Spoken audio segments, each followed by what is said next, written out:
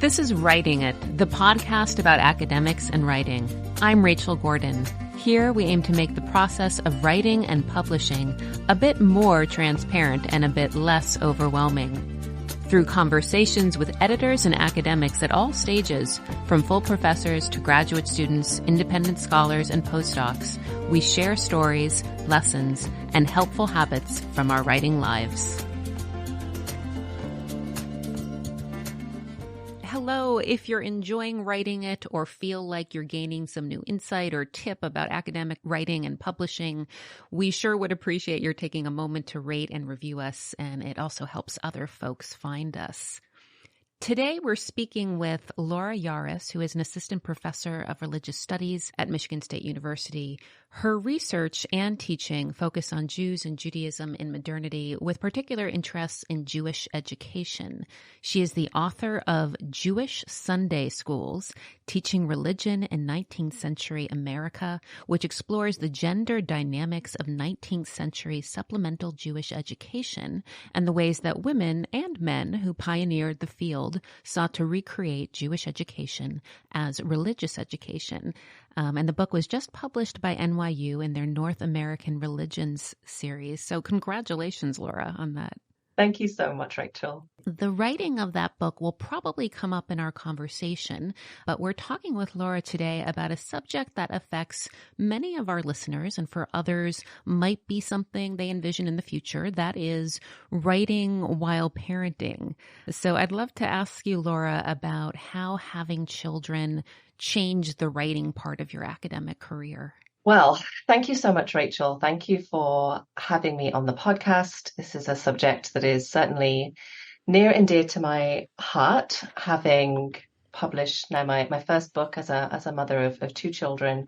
I have two boys who are 6 and 3, so they are on the younger end. So I'm a parent of young children, and parenting looks different depending on who your children are and what age they are, and mine are at the younger stage in life. So I had a pretty non-traditional path towards my current job, which is assistant professor in the religious studies department at Michigan State.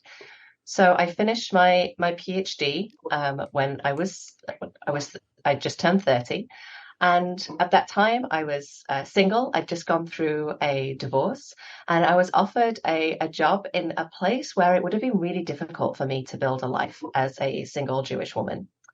And I thought about it and thought about what I wanted my life to look like. And I thought about the fact that the past few months that had been so tough in my personal life, I'd really managed to get through that because of the support of local community and friends. And so I decided ultimately not to take that academic job that I was offered and stayed where I was, which was in Washington, D.C. And I took a job in a nonprofit. So I worked in the nonprofit field for 5 years. Fast forward, during that time, I met my husband, my now husband, who's an elementary school teacher, and so has a somewhat flexible career in terms of geography, and applied for my current job at Michigan State and began that job in 2018. So I finished my PhD as a young single person and started my first academic job 5 years later as a parent of a then 1-year-old. So I didn't have a time except for the time when I was a graduate student when I was a working professional as a parent. So I became a working professional when I was already a parent. And I think that having that time away from academia, whilst being not particularly traditional in terms of how most people's path towards an academic career tends to go, did yield some benefits.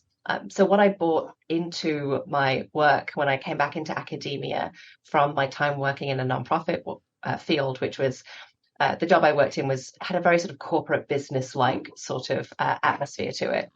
What I brought from that experience was very, very strict scheduling. I was very used to calendaring everything, putting everything that I needed to accomplish in a day, a week, into a calendar, keeping myself accountable to myself, to the people that I reported to, and thinking ahead, weeks, months, in terms of how I was going to spend my time.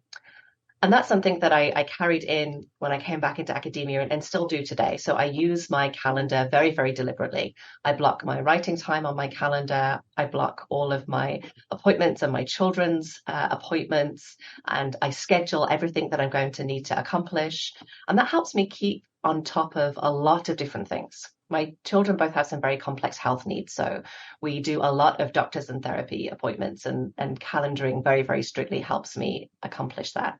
Early on in my first year at Michigan State, I also took a seminar from the National Council of Faculty Diversity and Development that I found really, really helpful.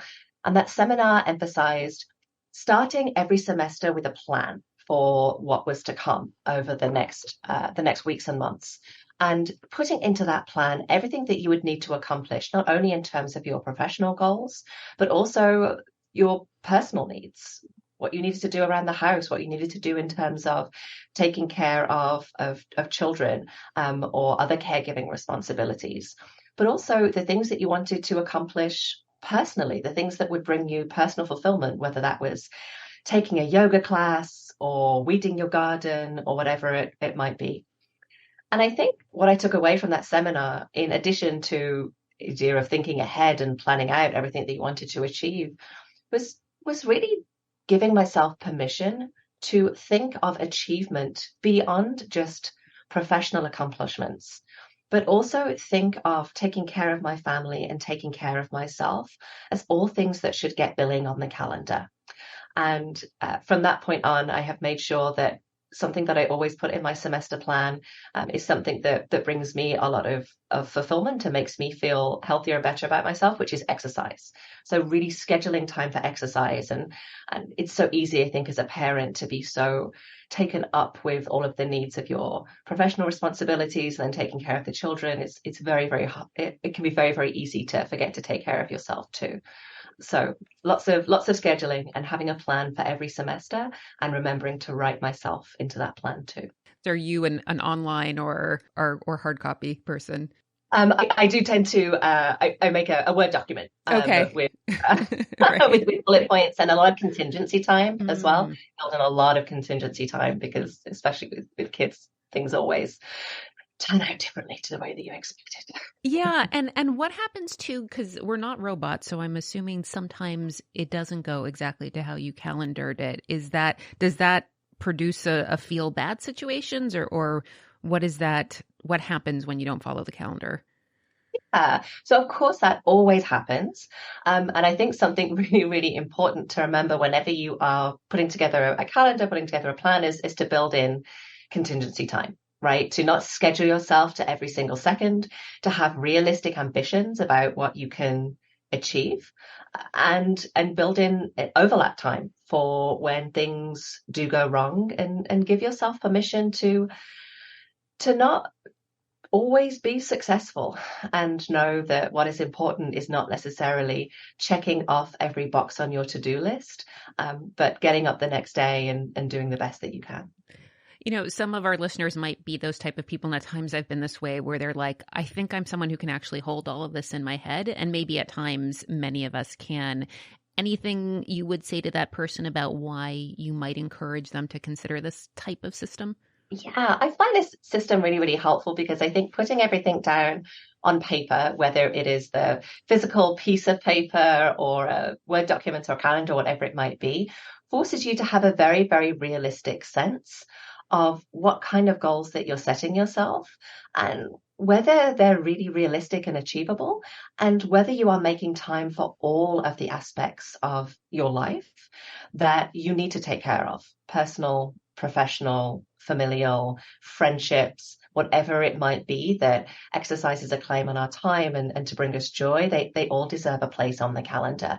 And putting it all down in one place forces you, I think, to do a little bit of soul accounting, and to ask yourself the question of whether everything is getting its due dividends. The other thing that I think is very, very helpful about this method is that I think, especially with writing, sometimes there is a tendency for writing to be the thing that we do once we've checked off everything else on our to-do list, because other things might have more immediate demands on our time, right? Syllabi have to be prepped, meetings have to be attended, assignments have to be graded. kids have to be schlepped to the doctors. And writing can often, unless there's an immediate deadline, feel like the thing that can always be pushed until last. I think one of the advantages of scheduling and developing a semester long plan that you check in with yourself on week by week, day by day, is that it does force you to put writing on the timetable as something that has its own intentional time, and not just this thing that you'll get to when you can, and you sort of drive yourself into waves of guilt when you never quite get there because other things just exercise more immediate claims on your time. About the scheduling of the writing time, I'm curious if you find you can actually predict how long you need. I know that's been a problem for me, is that I actually have no idea however many times I've written a journal article.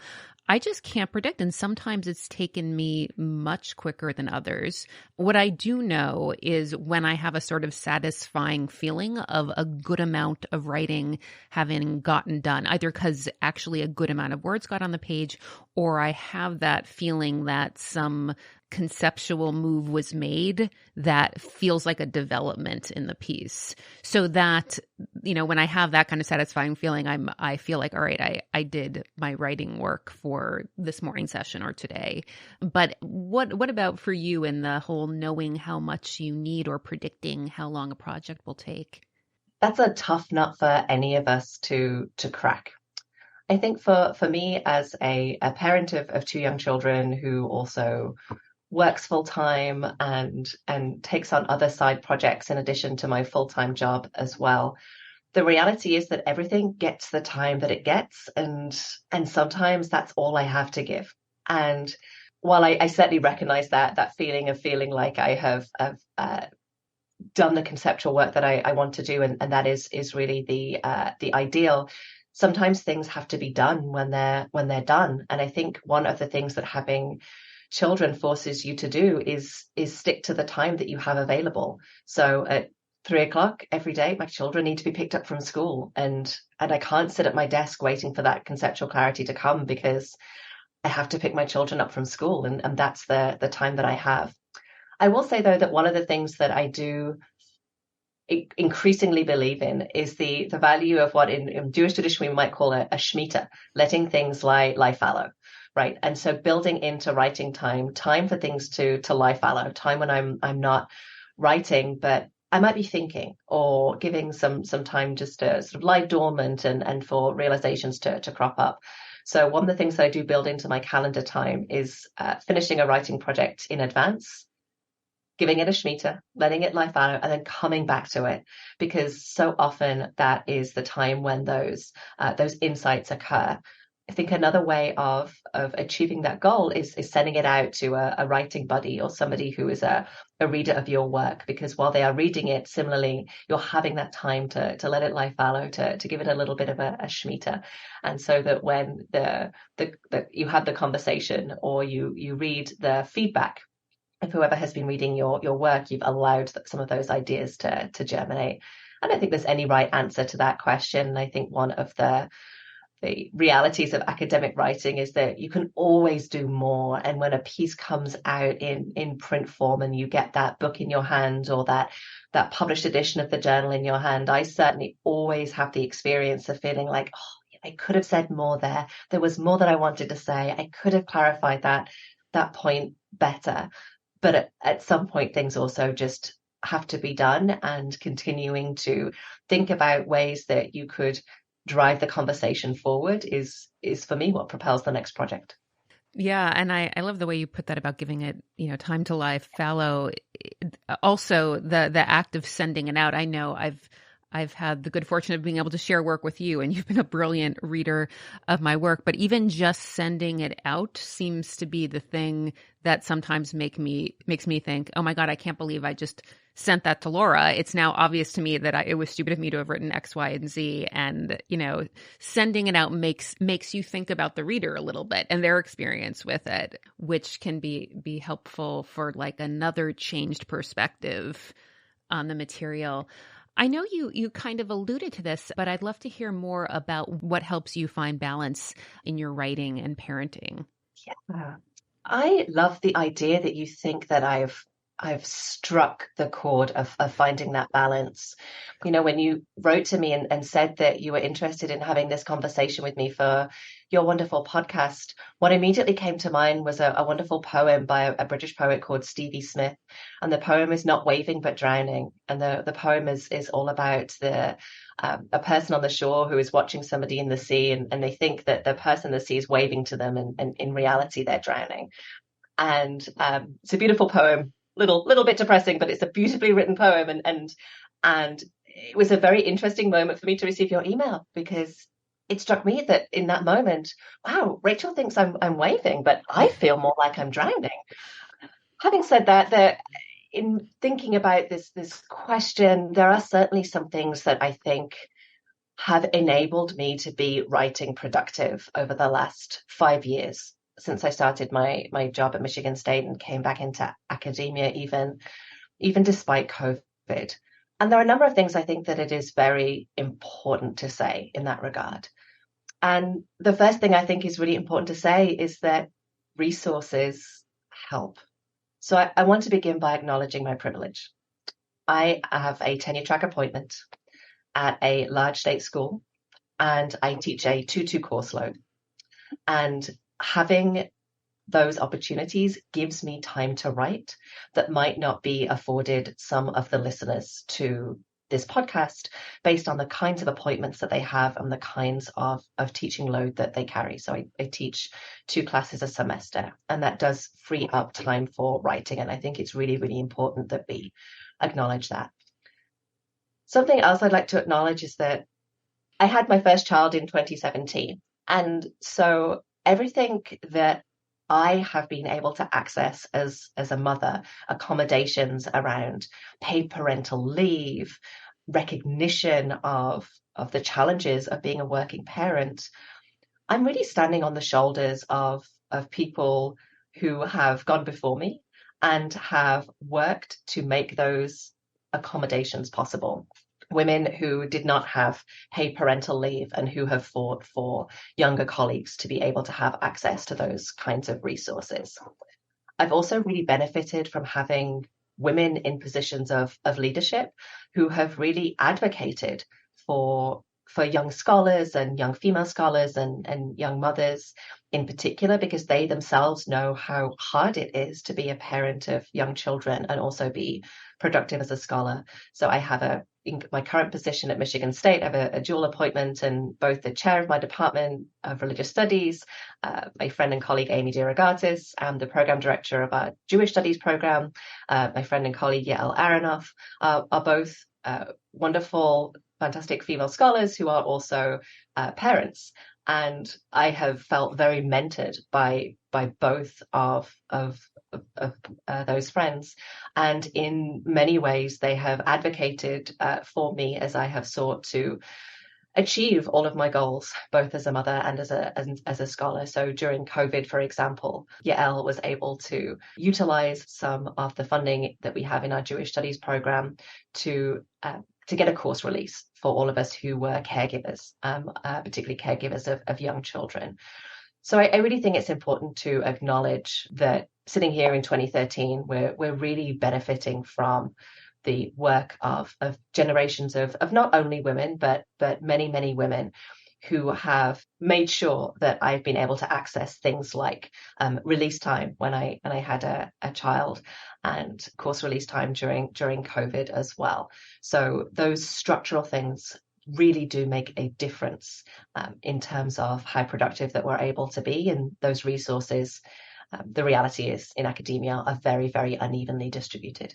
Yeah, thank you for acknowledging that. I think I'm also wondering, I mean, I guess you've sort of addressed it a bit, but how COVID changed your writing schedule, and maybe sometimes we talk about the silver linings of it, but if it sort of taught you anything or kind of changed how you do things now. Those of us who were parents during the COVID lockdowns are still navigating the trauma of what it was like to be a parent at that time. And I think maybe especially for folks who were not parents or caregivers, it's worth just sort of setting a little bit of the context of why that still today feels so, so traumatic. So when COVID started, I had a 3-year-old and a newborn, and their daycare closed. My eldest child's daycare closed, of course, in March and didn't open until August. But what I think it's really, really important to remember is that young children, children who were under the age of 5, didn't have access to COVID vaccines until the summer of 2022. So that was just a year ago. During that time, not only were we for much, much longer than for other populations who are able to access vaccines for their family at an earlier period, were we sort of locked down and really having to be cautious about socializing in person and masking and going into other people's houses. So my family didn't go into other people's houses until my youngest child was vaccinated last summer. But because children weren't vaccinated, because of their age, they had to quarantine a lot. Every time that my children were exposed to somebody in their daycare class or their preschool class who had COVID or had been exposed to somebody with COVID, they had a 10-day quarantine. And if you know anything about young children, they get sick a lot and they get up close and personal a lot, and they share various illnesses and diseases a lot. So for about 2 years, my children were constantly quarantining. Remember, during 2021, between January and March, I think I had 6 days of childcare because one or the other of my children was always on a 10-day quarantine. So when did writing happen when you have tiny children at home? It happened after they went to bed. And so writing was happening maybe starting at 8 o'clock and going until 1 or 2 in the morning. And then, of course, you pause because young children get up really early. And so 6 or 7 a.m., you'd be getting up and you'd be parenting. And it was exhausting. It was really, really tiring during that time. And I think I still feel shocked that I was able to achieve anything in terms of my writing goals during that time. And also still feel, I think, quite shaken by it and shaken by the fact that I think I was robbed of the opportunity to really enjoy my children's childhood, especially my youngest, who was a newborn. We were immediately kind of thrust into crisis mode. I think some of the silver linings of the pandemic is that I think that it really did force more visibility around the challenges that we face when we try to combine caregiving and academia. And here I'm not only talking about childcare, I'm also talking about elder care, which I think really gained a lot more visibility during COVID as well. So just in my own academic unit, in my own university, I've seen a lot more openness to talking about children and families and dependents, and more visibility to elder care, as well as the other kinds of responsibilities and pleasures that both bind our time and bring us joy, right? Our pets, our romantic relationships, our friendships, our extracurricular pursuits and leisure activities. I think that certainly in my own experience, and I don't know that this is necessarily true for everybody, but certainly in my own units, I think that we didn't have any choice but to confront the fact that we were all not waving but drowning in some way or another, either because we had young children, because we had elderly dependents, because we were stuck living hundreds of thousands, countries and continents away from loved ones that we couldn't visit because of the travel restrictions.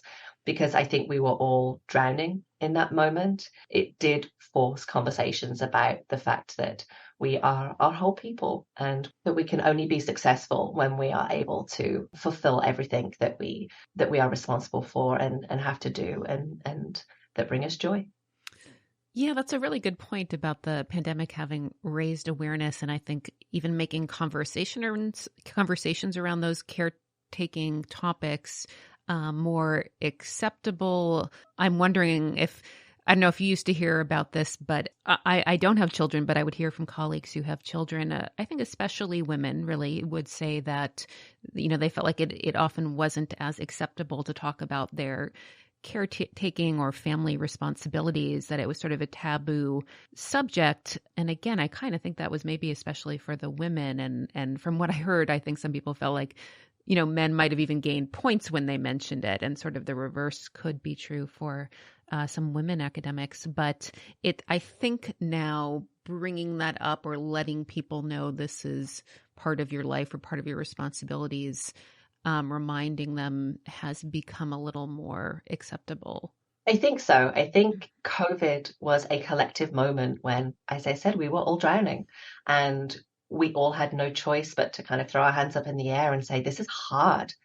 This is really hard to be isolated, to be separated from our loved ones, to feel lonely, to be taking care of young children, to be trying to guide older children through Zoom school, to be navigating physical healthcare challenges, mental healthcare challenges, immunocompromisation, and I think that that collective experience of in some way it was hard for everybody, right? Not in necessarily in ways that were even, right? We didn't all face the same challenges. We were all sailing on the same sea, but we didn't all necessarily all have the same kind of boat that we were sailing in. But it was hard for all of us in some way. And so I think that collective moment did make space for us all to articulate what was particularly hard and challenging for us.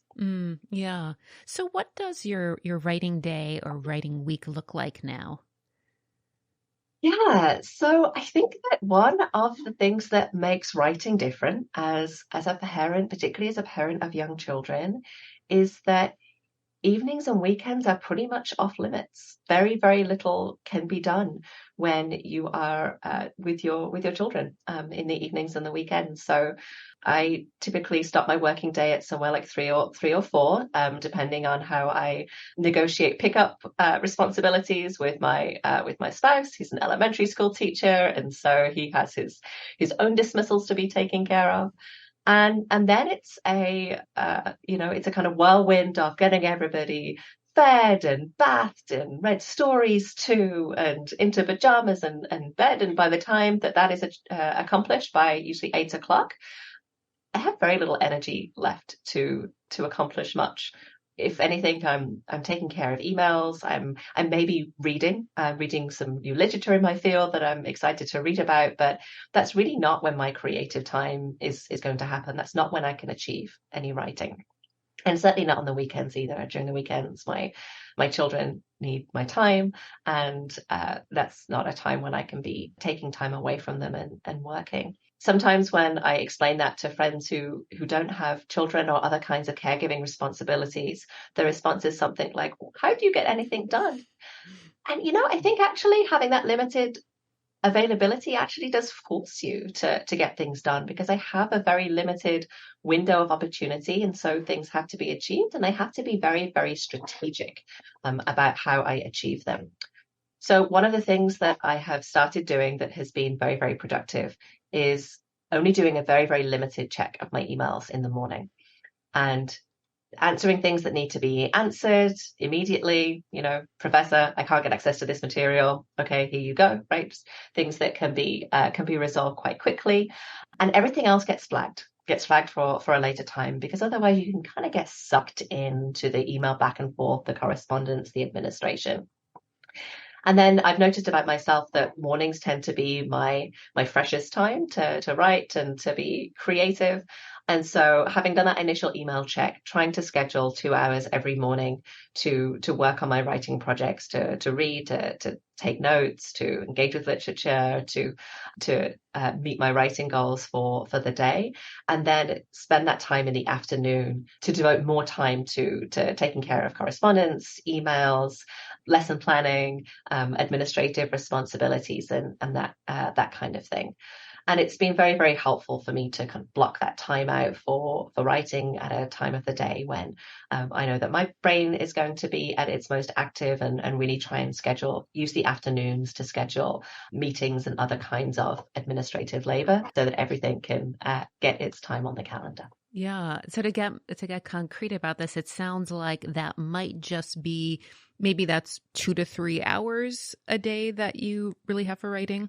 Yep, 2 to 3 hours a day, 5 days a week, and that's it. Mm-hmm. And I don't know whether that's a paradigm or a best practice. I think other people are probably more productive than I am in all sorts of ways, and maybe I'm more productive than others in other kinds of ways. We're all kind of running our own race here, and we're not in competition. But that has, again, been what has worked for me in terms of my goals, which are achieving everything that I need to achieve, not only in terms of my professional ambitions and things that I need to complete, but also my personal responsibilities as a parent, and my responsibilities to myself to invest in things that bring me joy and make me healthy and happy. Yeah, no, I mean, I shouldn't have said just 2 to 3 hours. There are plenty of days when I'm feeling very lucky if I get 1 hour. I think it's helpful for folks to hear that there's sort of a range in what people are doing. And what you said too reminded me, even in grad school, I had classmates who had kids, and we all felt like they were some of the most efficient and productive because of the reason you mentioned, this sort of forcing you to really make use of the time. I wonder, does that mean are you a kind of no or limited wireless internet person while writing? Are there sort of no interruptions, or how strict are you about that sort of thing? Not too strict. I definitely don't turn off the internet because I think, like everybody else, I'm constantly looking things up, looking up journal articles and using citation software, and so that I do turn off my emails. I will silence my phone, try and be diligent about not checking social media and things like that. So I would say not draconian, but the internet, like everything else, is a research tool, and not something I think to be stigmatized for Yeah. using. Yeah. I wonder if there were, other colleagues either at your current institution or just folks you knew in the field at other universities that you felt provided you models, maybe even before you were a parent, but you noticed what people did to kind of keep their academic career going while having kids and parenting. Yeah. Before we go there, can I say something about what you said about colleagues in graduate Of school who got course. Yeah. okay. So to piggyback on that, so I think that in addition to limiting the amount of time that you have to spend on your academic work, having children also raises the stakes of being successful. So I'm a parent of two children. I'm a spouse of a public school elementary school teacher. I'm the breadwinner for my family. And I moved my family to Michigan from Washington, D.C. where we were living for my job, and so that I could pursue my professional ambitions. And so for me, I have to be successful. I have to achieve the professional goals that I need to achieve and hopefully get tenure because my family is counting on me. And our particular personal circumstances, we don't know that neither my husband or I come into this with generational wealth. I was the first person in my family to attend college, and so what we have is what we earn. Those are our only financial resources. And so the stakes feel high. The stakes feel really, really high in terms of being professionally successful, because everything that my children will have, everything that they will have access to, the resources that they will get, their ability to pursue their own dreams and ambitions, to go to college, to pursue extracurricular activities, to do all the things that they would want to do. All of those things take money, and it's only going to be there if I earn it. So the stakes feel high. Okay, your question about mentors. Yes, I've definitely talked with colleagues about how they get their writing done and how they balance being a parent or a caregiver with also being professionally successful and achieving what they want to achieve professionally. And I think to some extent it's idiosyncratic. I know some parents who write most well at night, other parents who have a strict trade-off system with a spouse or a partner. And I think it's to a certain extent dependent on your own particular family needs and situation, and what works well best for you as a person. But I do feel an enormous amount of appreciation for mentors and for colleagues who are a little bit further down the road than me in terms of their professional careers, who have just really modeled being a parent who also works in academia, and sharing their own struggles and frustrations and their joys, and saying things like, I will not schedule this meeting now because I have a responsibility. Because whenever somebody who is more established in their career, who has a position of authority, says no, I will not do this thing because my child, my elder care responsibility, my long distance spouse, whatever it might be, those things have to come first right now. It gives permission for those of us who are less secure and less established to be able to do the same. It sets a precedent. And so I'm very, very grateful for those opportunities. Yeah, I agree. Even in my own very different status, having senior colleagues who will sort of put down the work on Friday, you know, if we're working on a committee or something, and say we will return to this on Monday, but not do the weekend corresponding about it, you know, that is much appreciated because they're often in the best position to do that. I'm also wondering, I know I feel like you touched on this, but how your experience or how you think about writing, sort of what writing means to you as a parent, how this has changed from the pre-parenting days. I really appreciate this question because it is forcing me to, I think, realize something about myself that I had maybe not put into concrete words. Before I became a parent, I was a graduate student with all of the insecurities of being a graduate student and the time pressures of completing a PhD dissertation while you still have funding and are not quite sure what you will find, in my case, in the archives. And so writing felt like a very, very, very high stakes and very stressful situation because your whole life is stressful. You don't know what is to come and what kind of hand you'll be thrown in this academic world of ours that is such a lottery in so many ways with so few opportunities and so many wonderful deserving scholars. And then so coming back and again having the privilege of coming back into a tenure stream position, one of the things that I think has really changed for me as I picked up the metaphorical pen and began to write again is really leaning into writing as a creative act. And I think this was especially true during COVID. You know, during COVID, so much of the time I felt like I was on autopilot in terms of being home with my children all day and trying to take care of their needs. And they were struggling so much because they didn't understand what was happening and why they were locked down or quarantined. They couldn't go to the playgrounds or see their friends, why they couldn't give their friends a hug or see their grandparents. And so much of parenting, especially when you have young children, isn't necessarily the most intellectually stimulating exercise. So, as I said, my children are 6 and 3, and when I'm in mum mode every evening and every weekend, I'm saying a lot of things like, don't climb on your brother, darling. Please don't put your fingers up his nose. I don't think that we should be climbing the curtains. And my 3-year-old is potty training right now. And so just to get really real for a second, I spend a lot of my day talking about poop. Like we read books about poop. We spend a lot of time going to the toilet. It is what it is. And it's a privilege to do all of those things. It's a privilege to be their parent.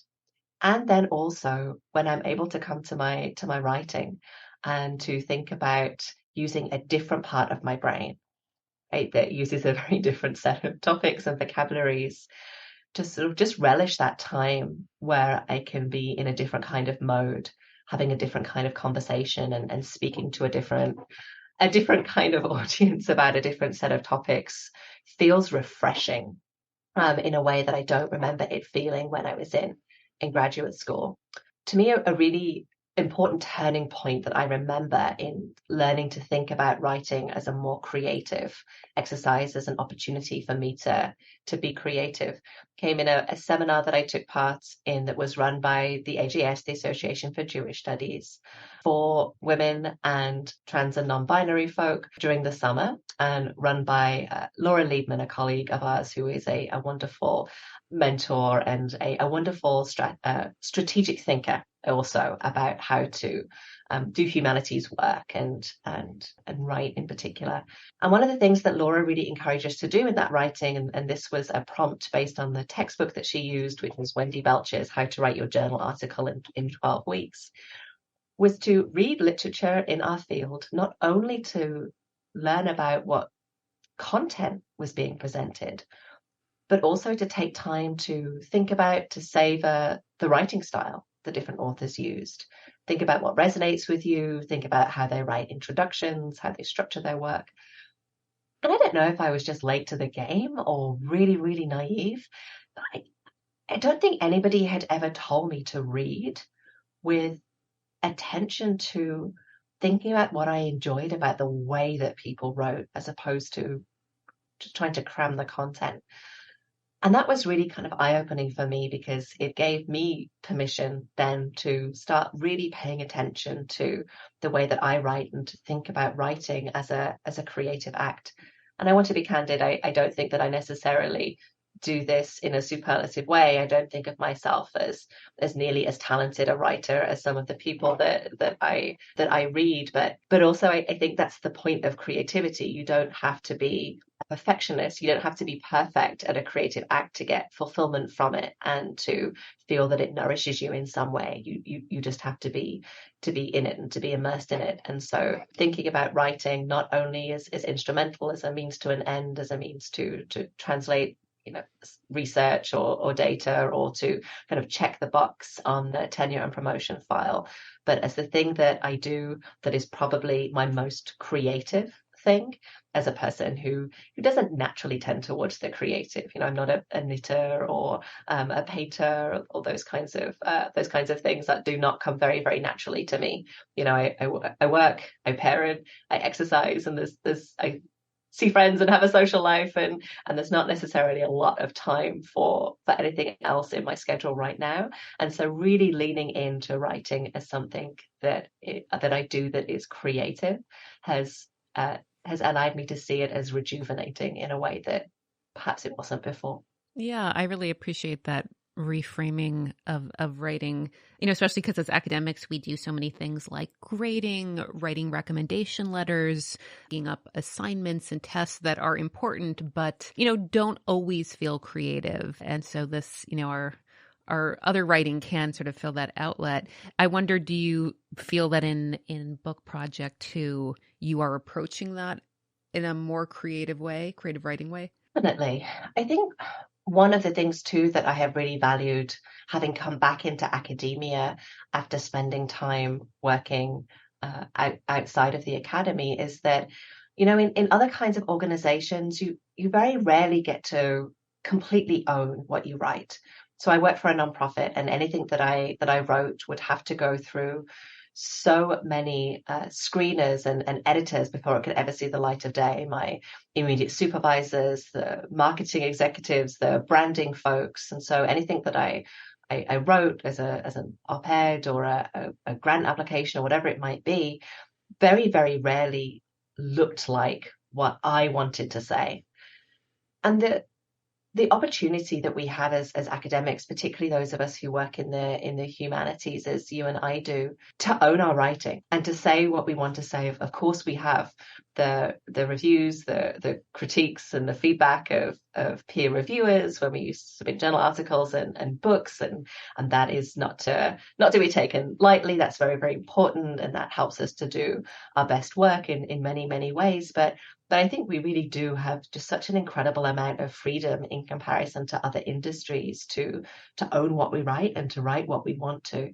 And that is something that I really don't take for granted. Yeah, it reminds me what you say of one of my professors in grad school saying, describing the privilege of being an academic as all of these other even prestigious professions like doctor, lawyer, accountant, nurse. People are coming to them with their own problems, and the person has to try to help solve them. And we really get to sort of dream up our own problems and then, spend our time sort of writing our way through them and kind of find creative answers. So that has always felt like a real, pleasure and honor to get to do that. 2 questions that we're asking our guests. One is, what is something you wish you had known about writing or publishing earlier in your academic career? This is a great question, and the answer that I have is not directly about writing, but it is about the infrastructure that supports writing. And I wish someone had told me to think about how I organized my files. And that might seem a little silly, but when I was doing the research for my dissertation, which became my book, Jewish Sunday Schools in which was a book that was really based in archival research, 19th century archival research. And during the course of my dissertation, I went to lots of different archives and took lots of notes and took pictures of things and downloaded screenshots of historic Jewish newspapers. And that kind of research, like any research, is a very iterative process. The things that you think that you are maybe looking for don't end up being the things that you end up writing about. You've got lots of false starts, lots of wrong turns, and it's much more like a sort of meandering walk rather than a sort of straightforward hike from point A to point B. And then so I left academia and came back 5 years later. And as I began the process of revising the dissertation into what became the book, which was ultimately a very, very different book from my dissertation, my files were unintelligible, even to me, and I created them. And I think it is worth, just especially for any listeners who might be graduate students, thinking about future you and playing the long game. Because what makes sense to you as you are doing the research and writing about it might not make sense to you 3 or 4, 5 or 6 years down the line when you are coming to revise that research for a journal article, a book, a public presentation, whatever it might be, because so often projects develop and our thinking develops, and the things that we thought don't end up becoming the things that we write about. And so something that I have learned to do, and this is advice I always give to students, is to be really, really diligent about taking notes to explain the research that you did to your future self. So not organizing, I used to organize my files with titles like, trip to the New York Public Library in 2020, and here are all the pictures. And that doesn't make any sense to me 4 or 5 years down the line. So being really, really fastidious in describing, which collections I went to, what were the major themes, making a sort of Cliff Notes version of the notes to myself, taking pictures of the boxes that I looked at to preface all of my notes, taking notes on the actual experience of doing the research and not only the content, and remembering that academia really is a sort of marathon, not a sprint, to think about the long game and to think about the fact that the research that you are doing now might not make it into the project that you're writing immediately, but 5 or 6 years down the line might end up becoming research that supports a very, very different kind of writing project. And you'll only be able to use that research that you did if you have thought strategically about how to explain it to yourself a long time down the road when you have possibly sort of moved on to other things. Yeah, that's a great idea. I love this thing of taking notes on the research experience. I've started doing some of that, although you have some better ideas here, including, taking the photos of the boxes and the folders, and actually sometimes even when there's, photos that seem particularly evocative or a document, I will, send myself an email with it, with my sort of initial, sort of the reminder of like, this is what is exciting about this. This is the connections I'm already starting to make as I saw it in the archive. Because I do feel like when you're seeing it in the archive, sometimes all sorts of things occur that, later when you're coming upon it, you're sure you'll remember, but you don't always actually. And there are lots of different software products that will do this in a much more sophisticated way than I do it. And I know this is something that I've spoken to Laura Liebman about. And I think the technical term for that kind of information is metadata, right? Metadata to accompany a picture or a sound clip or whatever it might be. I am not so savvy on some of those projects, but I can ensure that every folder that I save on my hard drive has at least a Word document in it that says, read this first, and this is the sort of cliff notes to everything that is in this folder. That at least I have the tech savvy to do. Yes, I guess this conversation between you and me reveals our where we are on the spectrum of tech savviness. But the other question we're asking is if there is a tip or writing practice or habit that is working for you now that you could share with us. Yeah. So I think writing is very idiosyncratic in lots of ways, but I think the thing that really helps me to engage in my writing is community, is the feeling that there are other people who are kind of walking this walk and going through the same struggles that I'm going through. So I've really benefited from being even just a part of social media online communities that are for academic moms, and particularly Jewish academic moms, to share their joys and their struggles and crowdsource ideas and tips. And those communities are very, very helpful, because so often, particularly in academia and particularly in parenting, you can feel so alone. It can be such a lonely feeling.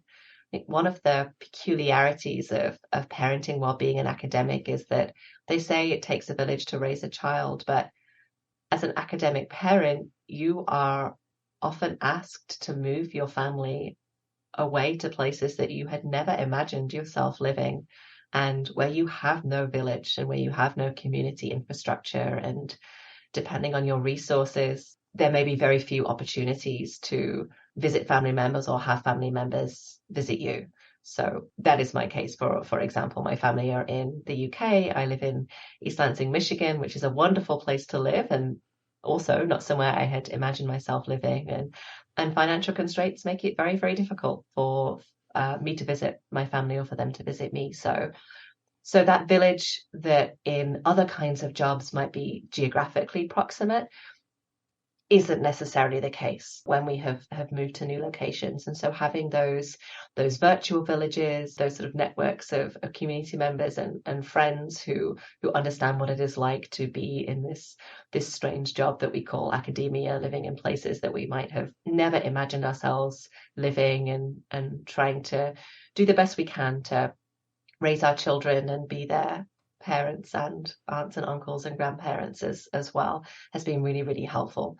Very concretely, I still do something that I started during the pandemic, which is meet with a colleague for a Zoom writing session once a week. We get on Zoom and we start with a conversation, a good old kvetch, a complaint about, what's been challenging and what we're having a hard time with. This is a colleague who is also a parent of young children, our Jewish studies colleague, Kara Ruxinger.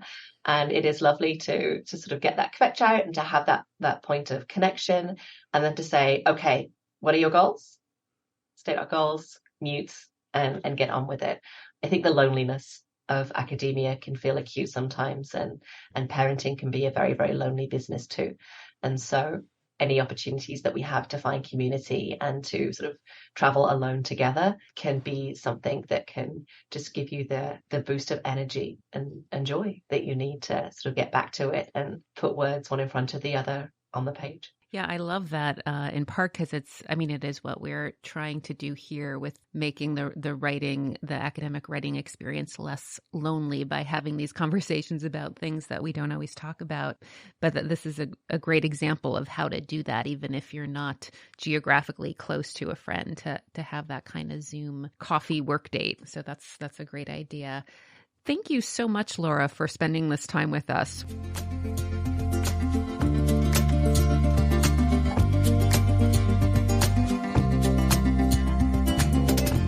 Thanks for listening to Writing It, the podcast about academics and writing, sponsored by the Center for Jewish Studies at the University of Florida. Visit our podcast description to find out how to contact us and send us your questions about academic writing and publishing. Follow us on social media at Writing It Pod and subscribe to us so you never miss an episode.